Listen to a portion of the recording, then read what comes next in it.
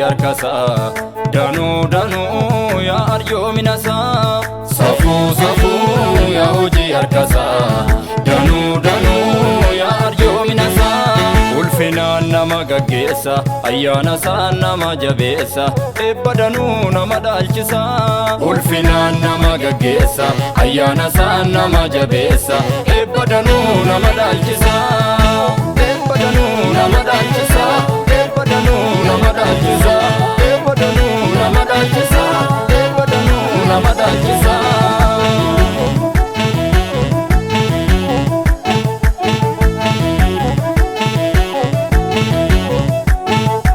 lafa onaa homtuu hin jirre ayyaanni kee qotee na baase yaari koo dura koo ture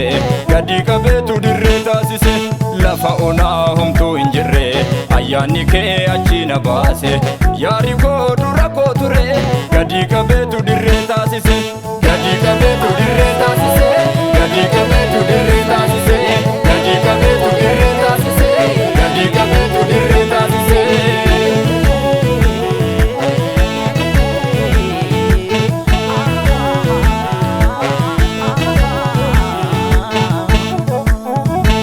Faariyoon duubanni yaatullee darbuun koo anooluu miti galaana diiman hin nyaatamu allakkii nama kakuuti faariyoon duubanni yaatullee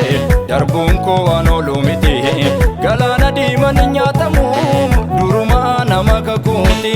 durumaa nama kakuuti durumaa nama kakuuti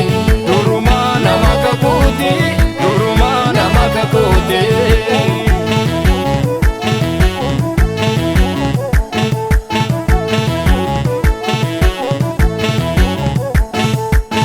Tabira boon hin jiru mo'uu malee isatu ayyaana isaa naaf dabalee tabira boon hin jiru mo'uu malee isatu ayyaana isaa naaf dabalee ayyaana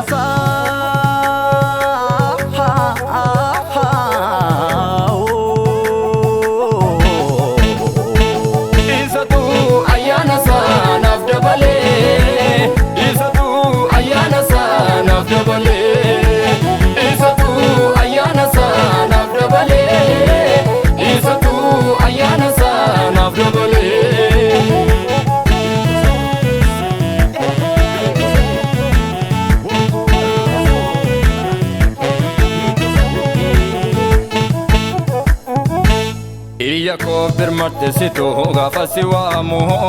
amanana ko yeroo maraa situ shakkamu Iya ko birmarte situ gaafa si waamu amanana ko yeroo maraa situ shakkamu ol buteen alaabicha kee si mirmisa inqusaadhu galaata kee siifan bittinsa